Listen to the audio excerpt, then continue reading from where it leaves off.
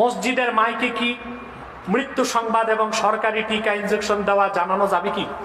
সুন্দর প্রশ্ন করছেন।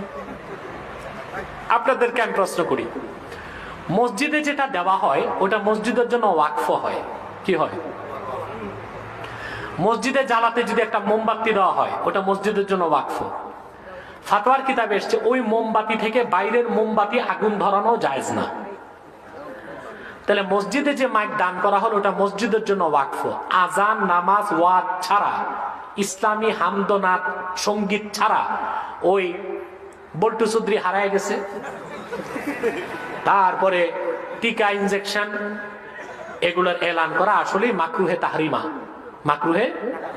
তবে যিনি মাইক মসজিদে দিবেন তিনি যদি দেওয়ার সময় চুক্তিবদ্ধ হন, মসজিদের কাজও হবে সমাজের কাজও, তাহলে জায়েজ হবে। বুঝেন নাই? ওয়াকফ করার সময় শর্ত যদি থাকে। কিন্তু এখন মানুষ তো বুঝে না। আপনার মৃত্যুর সংবাদটা দেওয়া যাবে, ওইটাও তো একটা ইবাদত নামাজে আসার জন্য। এই সারা বল্টু হারায় গেছে, বুঝলেন? তারপরে আপনার ছাগল পাওয়া যায় না, তারপরে টিকা দেওয়া হবে, হ্যাঁ টাকা পাওয়া গেছে, এইসব আজে বাজে এলান মসজিদের মাইকে দেওয়া আসলে জায়েজ না।